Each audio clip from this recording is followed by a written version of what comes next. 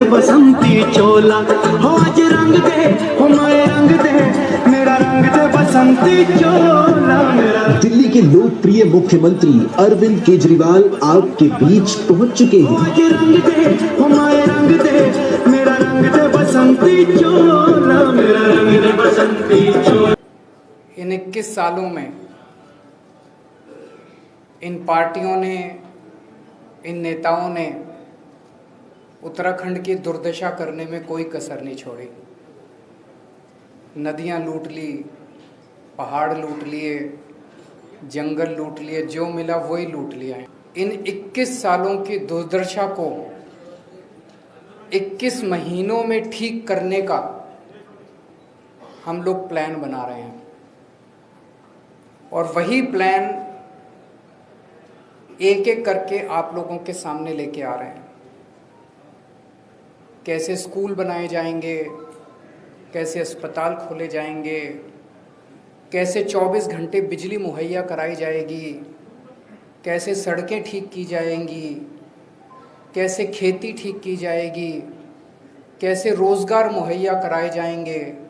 इन सारी चीज़ों के ऊपर जो 21 साल में इन सब ने मिलकर दुर्दशा की है, इस दुर्दशा को 21 महीनों में ठीक करने का पूरा प्लान हम लोगों ने उत्तराखंड के लोगों के साथ मिलकर तैयार किया है।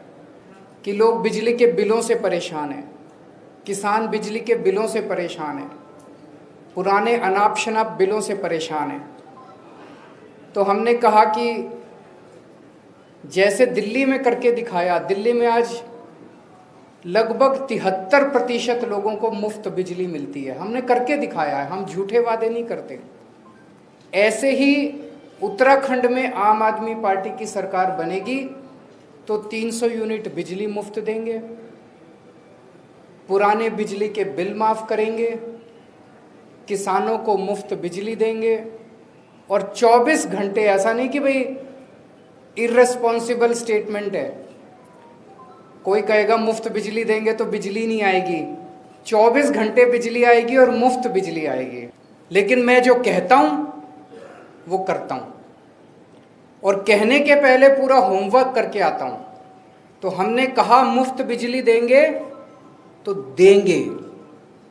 आज देवभूमि के युवाओं की जो तकलीफ है उसके बारे में बातचीत करने के लिए आया हूं। जैसा भी कोटियाल साहब कह रहे थे, उत्तराखंड के युवा में खूब एनर्जी है। उत्तराखंड के युवा को जब भी अवसर मिला उसने गजब के काम करके दिखाए हैं। उत्तराखंड का युवा जब फौज में जाता है तो गजब की शक्ति दिखाता है।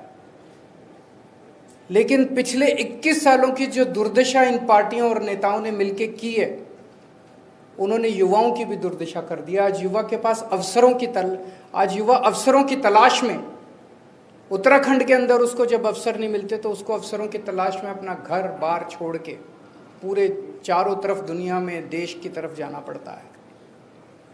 कोई अपना घर छोड़ के नहीं जाना चाहता अपनी मर्जी से।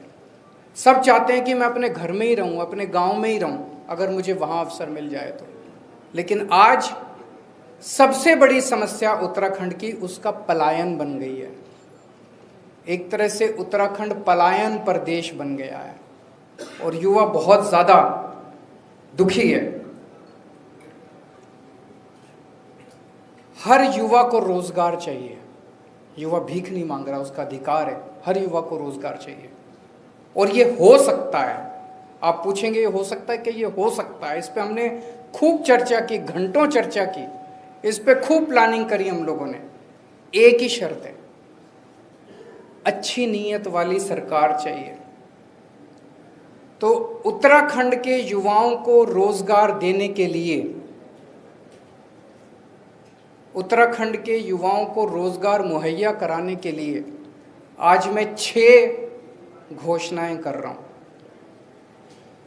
आम आदमी पार्टी की सरकार बनेगी तो उत्तराखंड के हर बेरोजगार युवा के लिए रोजगार मुहैया कराया जाएगा। ये पहली घोषणा है। दूसरी घोषणा, जब तक उस बेरोजगार युवा को रोजगार नहीं मिल जाता हर परिवार से एक युवा को 5,000 रुपये महीना दिया जाएगा जब तक उसके लिए रोजगार मुहैया नहीं करा दिया जाता। इसको आप बेरोजगारी भत्ता कह लीजिए, जो मर्जी कह लीजिए। तीसरा, सरकार में और प्राइवेट में 80% नौकरियां उत्तराखंड के बच्चों के लिए रिजर्व की जाएंगी। चौथा, सरकार बनने के 6 महीने के अंदर 1 लाख सरकारी नौकरियां तैयार की जाएंगी। आप पूछेंगे कैसे होंगी? लगभग 50 से 60 हज़ार तो वैकेंसी हैं सरकार में अभी, और उसके बाद जैसे मैंने बताया, और आने वाले दिनों में मैं और कई बार आऊँगा, हम इतने स्कूल, अस्पताल, सड़कें, मोहल्ला क्लिनिक, हमने इतने सारे प्लान बना रखे हैं जो एक एक करके आपके साथ शेयर करेंगे। इन सबको मिला के इतनी नौकरियां पैदा होंगी, नई नौकरियां क्रिएट की जाएंगी सरकार के अंदर। तो लगभग 6 महीने के अंदर 1 लाख नौकरियां तैयार की जाएंगी सरकार में। दिल्ली में अभी हमने एक एक्सपेरिमेंट किया था जो बेहद सक्सेसफुल रहा। हमने एक जॉब पोर्टल बनाया। हमने कहा भी जो नौकरी देने वाले हैं वो इस पे अपनी सारी नौकरियां कर दो, और जो नौकरी लेने वाले हैं वो भी कर दो। कोरोना के वक्त में बहुत सारे लोग बेरोजगार हो गए थे। आपको जान के ताज्जुब होगा, 10 लाख नौकरियां इस जॉब पोर्टल पे आई थी। 10 लाख नौकरियां इस जॉब पोर्टल पे एडवर्टाइज हुई थी। ऐसा ही जॉब पोर्टल उत्तराखंड के बच्चों के लिए तैयार किया जाएगा, जहाँ पे नौकरी देने वाले और नौकरी लेने वाले आपस में मिल सकें, और मैं समझता हूँ इसके अंदर बहुत बड़ी ताकत है। और छठा, एक अलग से मंत्रालय बनाया जाएगा, रोजगार और पलायन मामलों का मंत्रालय। उस मंत्रालय का काम होगा कि रोजगार के नए नए अवसर तैयार करना एक तरफ, और दूसरा युवाओं को पलायन करने से रोकने के लिए सभी उचित कदम उठाना, और तीसरा, जो लोग उत्तराखंड छोड़ के चले गए हैं वो अगर वापस आना चाहते हैं, पलायन कर चुके हैं, वो वापस आना चाहते हैं, उनके लिए उचित कंडीशंस तैयार करना। हमने बैठ के इसका काफ़ी, जैसा मैंने कहा कि 1 लाख तो ये 6 चीज़ें मोटी मोटी हैं। 1 लाख तो सरकारी नौकरियां तैयार की जाएंगी। प्राइवेट सेक्टर में बहुत नौकरियों का स्कोप है। टूरिज्म के अंदर इतनी असीमित संभावनाएं हैं, असीमित अवसर हैं, इनफाइनाइट अवसर हैं। टूरिज्म का जबरदस्त इंफ्रास्ट्रक्चर तैयार किया जाएगा। इसमें वाइल्ड लाइफ है, एडवेंचर टूरिज्म है, इतनी किस्म किस्म की जड़ी बूटियां हैं, बायोटेक इंडस्ट्री शुरू की जा सकती है। पूरी दुनिया से लोग आएंगे यहाँ पे। अभी थोड़े दिन पहले कोटियाल साहब ने अनाउंस किया था कि उत्तराखंड को पूरे विश्व के हिंदुओं की आध्यात्मिक राजधानी बनाया जाएगा। इसी एक ऐलान के अंदर इतने सारे जॉब्स की अपॉर्चुनिटीज निहित हैं, असीमित अपॉर्चुनिटीज हैं।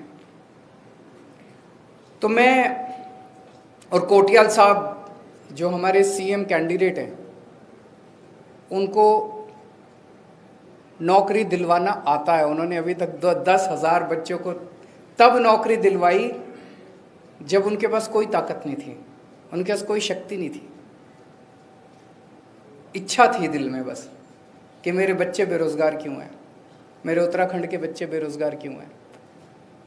तो उनके नीयत भी है, इच्छा भी है, और करना भी आता है, उनको नौकरी दिलवाना भी आता है। तो अगर आप भाजपा को वोट दोगे तो हर महीने एक सीएम मिलेगा, और अगर आप आम आदमी पार्टी को वोट दोगे तो 5 साल का एक स्टेबल सीएम मिलेगा जो आपके बच्चों को रोजगार देगा। तो मैं समझता हूं कि इन घोषणाओं के लागू होने से उत्तराखंड में पलायन बंद होगा, और धीरे धीरे आने वाले कुछ महीनों के अंदर जो मैंने बताया कि 21 सालों की दुर्दशा को 21 महीने में कैसे ठीक करना है, इसकी प्लानिंग आपके समक्ष में एक एक करके आता रहूँगा। अगर आपके कोई प्रश्न है तो एक एक करके ले लेंगे तो सवाल। एक मिनट एक एक करके सुन लेते हैं। आर्थिक स्थिति बेहद खराब है उत्तराखंड की, कई सारे काम हम नहीं कर पाते, सरकार भी सैलरी नहीं दे पाते कर्मचारियों को, उसको लेकर क्या? जब हाँ, मैं वो बड़ा इंपॉर्टेंट क्वेश्चन है, उसको एक बार जवाब दे दूं। उन्होंने पूछा कि उत्तराखंड की सरकार की आर्थिक स्थिति बहुत ज़्यादा खराब है, यहाँ तक कि तनख्वाह देने के भी लाले पड़े रहते हैं, ऐसे में इतनी बड़ी बड़ी घोषणाएं कैसे लागू करेंगे। इसमें मैं बस आपको एक ही उदाहरण दूंगा जो हमारा तो एक्सपीरियंस भी कम है, हम तो नेता भी नहीं है। दिल्ली चला के देखी है हमने। दिल्ली में भाई साहब जब हमारी सरकार बनी थी 2015 में,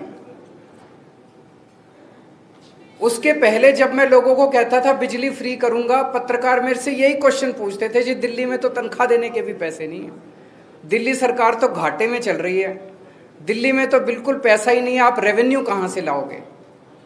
तो मेरा छोटा सा 6 साल का दिल्ली सरकार चलाने का एक्सपीरियंस है, सरकारों में पैसों की कमी नहीं है, नीयत की कमी है।